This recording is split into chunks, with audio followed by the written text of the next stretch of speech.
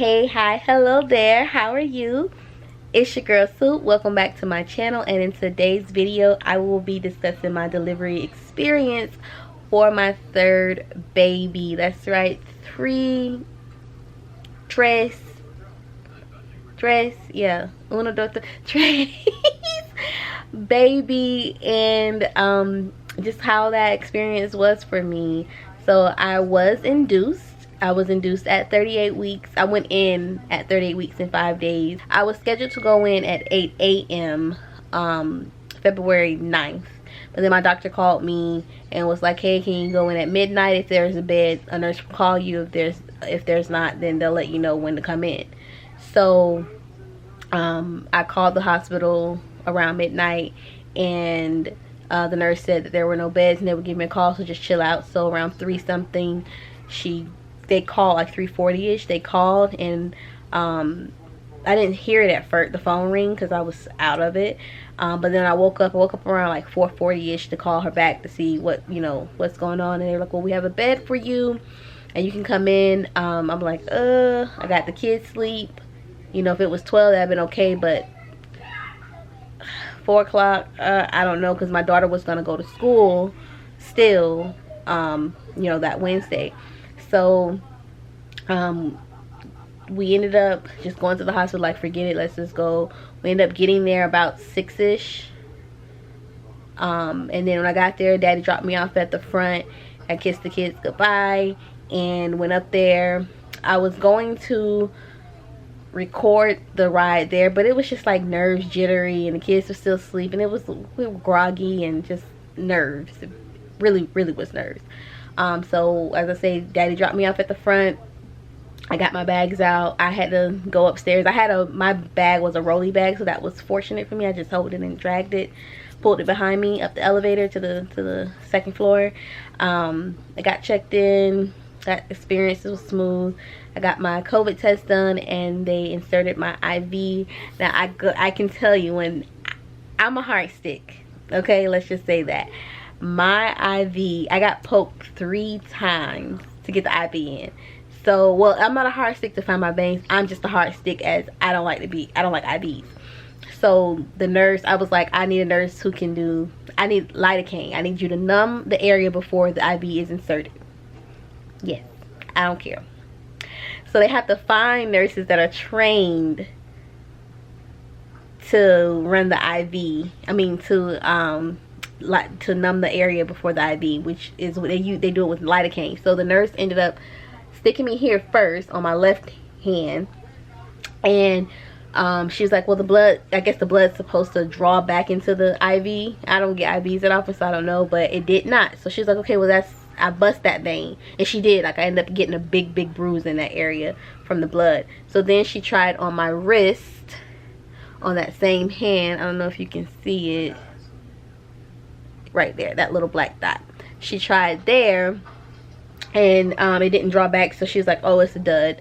So then she did my left wrist, my right wrist, and she was able to get it in on there in the blood. She's like, oh, well, maybe your left wrist was fine. I'm sorry. But she was so nice. I didn't even care about that, because you can get really nasty nurses, but she was awesome.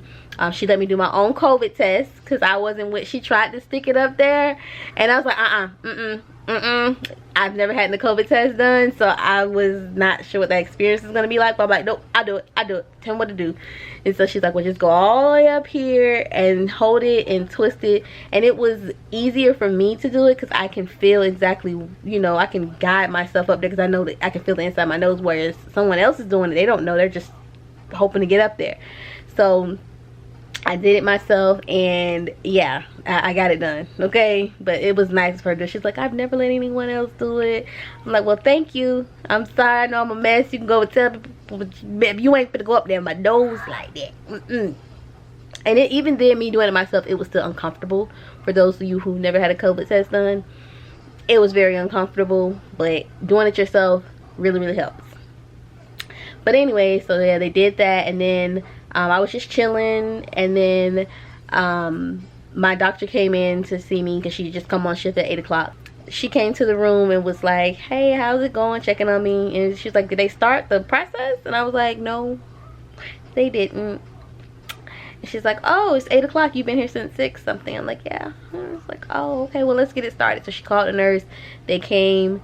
They brought the Cervidil tampon thing that they stick up there to your cervix so to soften up the cervix, because my cervix was long and I was only 1 centimeter dilated. So they had to stick it up there to soften it up.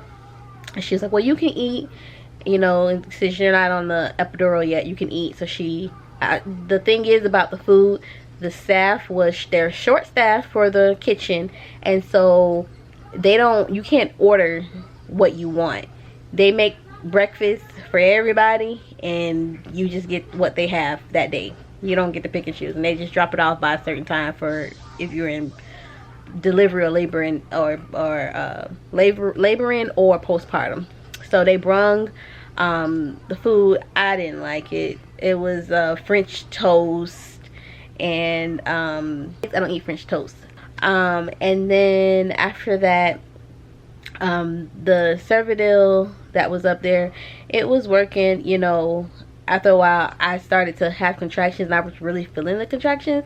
And then I'll insert the video either here or at the end of the video, just showing you me having contractions with it in. Every time I would get a contraction, the baby would move across my bladder, and then I would feel in my back. So I just couldn't take it for so long. After a while, I ended up just asking for the epidural. I asked them for some medication without the epidural because I was trying to do it that way. But she was like, well, you can get fentanyl. I don't know, fentanyl? I'm good. She's like, well, you can try Tylenol, but at this point, if you're feeling the pain like you say you are, it's not gonna help. I was like, well, let me just try the Tylenol. Thinking my brain, like, my pain tolerance is low or whatever, it'll help, right? And so she got the Tylenol. I took it. It didn't help. Not one bit. Not one bit. So I was like, look, let me just get the epidural because I can't do this pain. And so I got the epidural. It was fine. I had been talking to Daddy off and on. He had fallen asleep or whatever. He was waiting for Yanti to get out of school to take her and Jaja to my family's house so she can watch them that night, so he can come up there to the hospital with me. They were going to go there about like 7:30ish so they can be ready for bed and not be up so much, because Jaja will stay up if you let him. He's a night owl or all day owl, because he be up late, okay? But yeah, so after that, then I was just chilling. I was progressing along pretty fast, but then once I got the epidural and my doctor came and she checked that I was at 8 centimeters, she was like, and this was like 6 o'clock, I was 8 centimeters. So the Cervidil, when you stick it up there, it's supposed to be there for 12 hours. So since I got it at 8, technically she was supposed to take it out at 8 p.m. for the full 12 hours. But because I was at 8 centimeters by 6, she was like, well, let's just take it out because you're progressing along very fast, you know, from the process. So she took it out, and then about like 7:40ish, Daddy came walking in, and I stopped progressing. I stayed at 8 centimeters. And so I didn't think, when Daddy came in, I didn't think to have him to start recording the process, because again, the camera was in the bag on the floor. I was in epidural. When you're on epidural, you can't move out the bed, of course, because you can't feel your legs. So I didn't think about it. And then at that point, I was so tired and exhausted from getting checked and stuff. And so what happened was, at that point, every time that I was having a contraction, the baby's heart rate would drop. And when I say drop, not just a little bit, it'll go from 134, and as soon as my contraction comes on, it was dropping down to like 48 beats per minute, 50 beats per minute, 60 beats per minute. But then it'll go right back up once the contraction subsided. So they were like, what's going on? Is her cord wrapped around hers, her face stuck in a certain position in the cervix. And so they kept flipping me. My nurse kept flipping me, and the doctor kept flipping me, trying to find me, to put me in a position that would benefit her, that her heart rate wouldn't drop so bad. And the doctor was like, well, I know you don't want a C-section, because I didn't. She was like, I know you don't want a C-section, but if her heart rate keeps doing this, we have to do a C-section, because you're not progressing, your cervix is not going past 8 centimeters. And so I was scared, I was tired, I was drained. Like, I'm telling you, I got flipped so many times. It was ridiculous. Her heart rate was, she just was not dealing with the contraction or whatever. But like I said, after the contraction would end, her heart rate would jump right back to the 132. So it was really weird. So my nurse was like, she was a very assertive person. Daddy didn't really like her because of how assertive she was. I was just like, whatever, I don't care, you know, I'm tired. But she had said she had dealt with or heard of this before with another nurse, where a patient would get stuck at a certain centimeters because their cervix was swollen, because my cervix was swollen. So she was like, well, I remember the other nurse saying that if you take a sterile glove with ice cubes and stick it up there on the cervix, it should soften it up and allow for the swelling to go down on the cervix. So my doctor had never heard of this. Now, my doctor's been practicing for over 20 years, over 30 years. She's been practicing for a long time. She's an older lady. So she had never heard of it. So she was like iffy about it. And I was just like, I don't care, dude. But she was iffy about it. So for a few hours, the nurse just kept saying it. And I'm like, I'm with it, whatever. You know what I'm saying? So she called the other nurse and was like, hey, do you remember how to do it? Blah, blah, blah, blah. She said, yeah. So the doctor was like, fine, we'll do it. So my nurse went and got a sterile glove, put the ice in it, and stuck it up there on my cervix. They left it up there for about a good 30 minutes or so for the ice to melt. And when she came to check me, it was like around 12 o'clock ish. Mind you, I was 8 centimeters from 6. And they kept checking. After Daddy got there at 7 something ish, and I still wasn't progressing. But when she came at 12 to check, around 12 to check my cervix, the doctor was actually coming to tell me we're gonna have to do a C-section. Again, I didn't want a C-section, but she took the ice bag out, or the little stir glove out, and checked my cervix, and my cervix had the swelling. Some of the swelling had gone down, so I was stretching to 9 centimeters. So since I was stretching to 9 centimeters and a baby's head was right there at the cervix, she was able to push the cervix around her head since the swelling had gone down on the cervix. And so she was like, oh my God. And I was like, I can feel a contraction. She's like, okay, well, try to push. And so every time I would feel a contraction, she's like, push. And I was pushing, and she was able to push the cervix and keep pushing around the baby's head. And then she was like, okay, we should have a baby, because it was coming along. And so it was prepped. They got everybody prepped, rushing. And I pushed for a good 10-15 minutes. And she popped out. I did rip, but I think I ripped because that's where I got cut for when I had a episiotomy, which is a vaginal cut with my daughter, my oldest. And then ever since then, that same area ripped. So when I had my son, I ripped in that same area, and then with this baby, I ripped as well. So I think it's just from that first episiotomy that I had, and they just keeps ripping that area. But yeah, I had her. She came out screaming. Her cord was not wrapped around her neck. Her face was like her head was down like where it needed to be. It wasn't like she was in an awkward position or anything. So we don't know why her heart rate was dropping the way that it was, other than maybe just the contraction and the stress from the induction, because again, I got induced at 38 weeks in 5 days.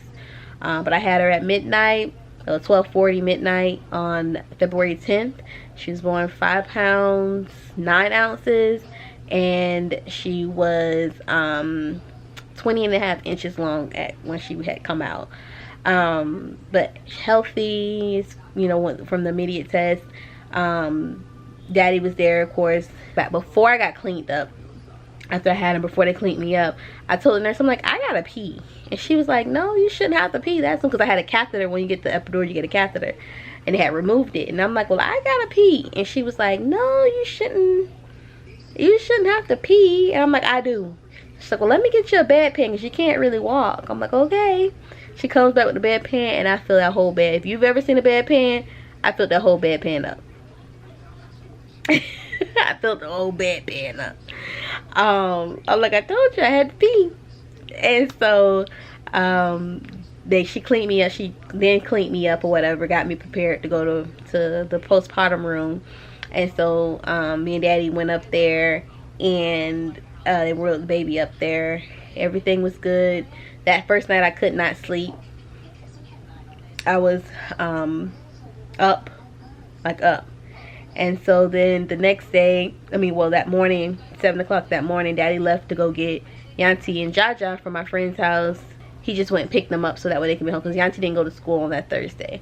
So he just went and picked them up from my friend's house, had them all day. He actually didn't come back up because he went to sleep and it was late. So I was just like, don't worry about it. Friday, just come up here Friday once my daughter got out of school, and take her back to my friend's house, and then come up to the hospital with me. But I was looking to get discharged that Friday. So that Thursday night though, I didn't get any sleep. Thursday night to Friday morning, I didn't get any sleep. She was like wanting to be on me and not lay in the bed, and it was like, it was hard to get in and out of the bed, you know, after having a baby. They didn't let me take a bath that night of having her. I had to wait, and then when I did, I took a bath, ended up taking a bath on that Friday, so the next day. But they had to take my daughter to the nursery. They wanted to do an ultrasound because her head was small, so they wanted to make sure she didn't have a disease called CMV virus, which I had never heard of this virus before. But the symptoms of it is stuff that I've always heard, like jaundice, a small head, and her head was tiny, but she's 5'9". Her head was in proportion to her body, but it was just small. So they wanted to do an ultrasound to make sure everything good was with her brain, and so that came back good. And they were like, well, they tried to do a urine catch to test it, and when they did the urine catch, it leaked out because it wasn't on there good enough, or I don't know, because they tape a bag around the vagina, so it just didn't catch. It wasn't enough. So yeah, they did that, and it takes a while for to get the results back. So just have to wait for that to come back. She said all I needed was a millimeter. They needed was a millimeter of pee. She got a little bit, but I don't think it was enough. She didn't think it was enough, but it was what it was. And then the doctor was like, well, y'all can go home Friday if you can get an appointment for her on a Saturday. So I was able to find a office that was open on Saturday to take her and just get her follow-up checked out, since we was leaving a day early from the 2 days you're supposed to be in there, 40 hours you're supposed to be in there. But I was ready to go, and so we came home. I'm gonna insert the clips of me in the hospital and before I had her, and then when the kids came home to see her. And the video will show the kids also seeing her and interacting with her. Jaja is so excited. He calls her, well, he's been calling her since the womb, baby girl. That's his name for her, because we didn't come up with a name early, you know, time enough. So he was just saying baby girl, baby shark. But then he also be like, cutie cutie, oh, I love her. Well, he said him. He called everybody, boys and girls, it's him and her, him and he. And he was like, I love him. Can I touch him hand? He's so cute. Cutie cutie. I didn't get that, but it's hard to catch because he's so random with it. But yeah, the kids are excited. Auntie's happy to have a little girl, little baby sister. Daddy's excited, of course. He has always been excited. I'm excited now that she's here. I feel great for her being here. It was weird, of course, I told you during the pregnancy, but now that she's actually here, it's a blessing. I love it. I'm happy. She's beautiful. She's gorgeous. My little baby. Yeah, so that concludes what my experience was. Everything was good. I was very thankful for the nurses. They were very attentive. They were very sweet and passionate. I just hated the fact that Daddy couldn't be there the whole time that I needed to be there, because he had to be with the kids. But it's understandable, we are out here in Texas with just us and my friend up the street. So we're thankful for her, though. Very, very, very, very thankful. She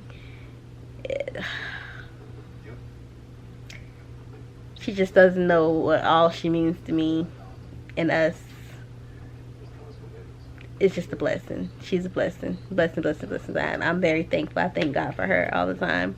But yeah, we came home that Friday. The kids didn't know. I just happened to, he went to go pick them up, because I got discharged at like 6 o'clock, and he went that night, and he went to We went and picked them up and went home, and yeah, it was lovely. We're home. We're home. But if you made it this far in the video, again, I'll pop those clips in.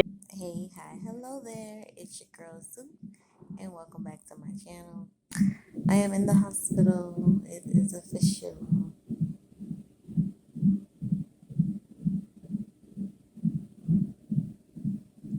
Baby girl will be here soon. I have my IV, and they have me hooked up to the monitors to monitor her belly and the contractions.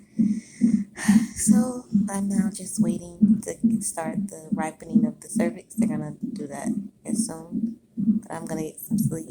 We got here at like 5:40 something, almost 6 o'clock. We got here. Um, I'm tired. I didn't get much sleep, but I did, but I didn't. But yeah, so I will check back in later. Okay, so I'm back. It's about 2:20 p.m. on Wednesday, February 9th still. I am having contractions. They gave me the Cervidil about 8 o'clock to soften my cervix because I was only 1 centimeter and my cervix was still very long and not shortened. The contractions are now coming about every minute or so, and they're getting stronger. So now they're getting me set up to get an epidural because I can't do this pain. The Cervidil is gonna stay in for about 12 hours from when I got it. So about 8 o'clock is when they'll take the Cervidil out, and hopefully we're at a point where I'm progressing and I will progress, and we have to have this baby tonight because I need this baby at me. Letting me be at me. I'm just lying here in between the contractions to record this. That's the only update that I have.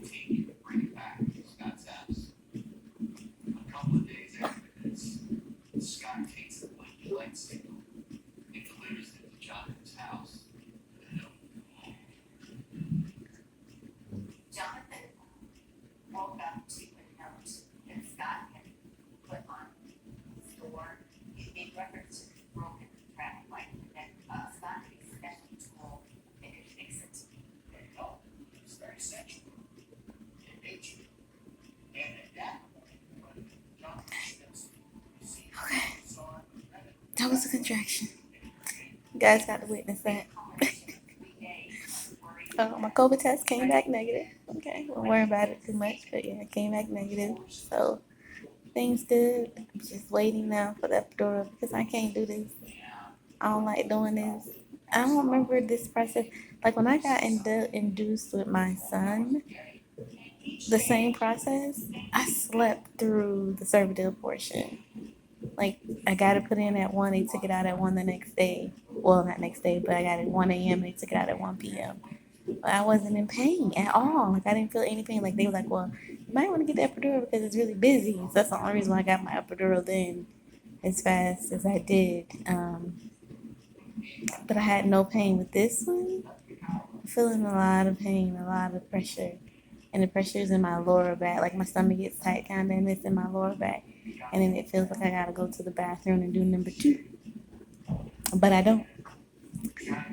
And then the baby keeps moving over my bladder. So she's making that even worse because they're like, I'll be fine. And all of a sudden, go something kick. And it's like, oh, pain there. And then with the epidural, not cool. But I will check back in later. Probably after I get my epidural, I was able to eat. I ate some fruit before I got here at 5. And then um, my doctor, since I was not on epidural, I was able to eat. And I just had, I don't know what, cereal, like some Cheerios. The hospital right now is short staffed for food, so you can't put any special requests in. You just gotta eat what they bring you. Daddy won't be up here till like 7:15 ish. Cause I gotta drop the kids off to my friend, or friendly. Um, and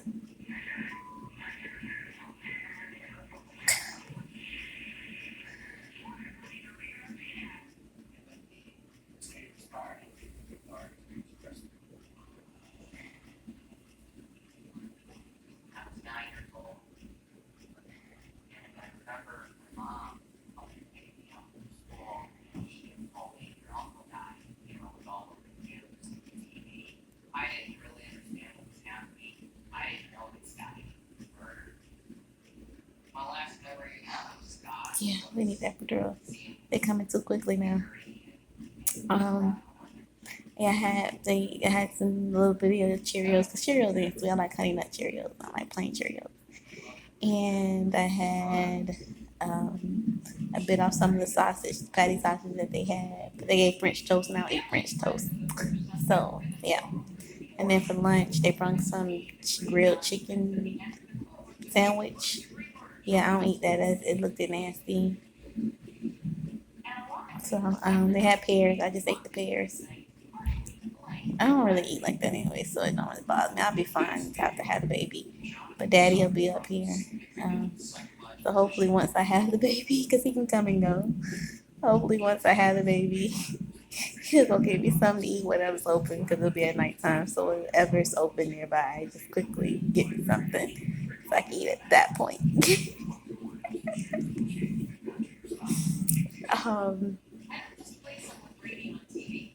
Yeah, I think that's all of my update that I have right now.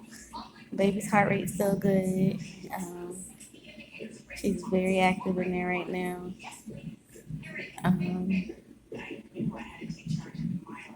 Yeah, I can't think of anything else. So I will come back a little later, probably after I get that epidural. These contractions are coming to me too close. There we go again. Yeah, call you back. I'll talk to you later. I'll see you.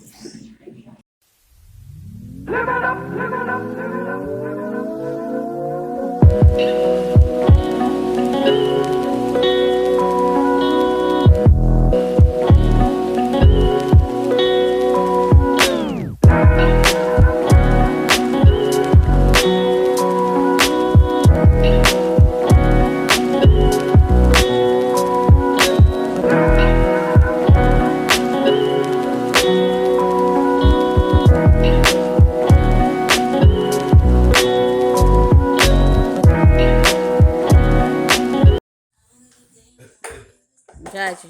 What you say to the baby? Cuckoo gaga. It's very much cuckoo gaga. You see it? It's cuckoo gaga. She. Huh? Yeah, she. If you made it this far in the video, thank you so much for watching. Please like, comment, and share. There will be more videos coming. I'm just trying to adapt to baby recording, being out, and all those things. But there will be more videos to come. Let me know what kind of videos you would like to see from me. And just stay tuned. Stay tuned, you guys. Again, thank you so much for watching. Please don't forget to like, comment, subscribe, and share this video so you can help me, help you, help us grow this channel. See you in the next video. Yo, next video. Okay, I'm sorry. See you in the next video. Bye.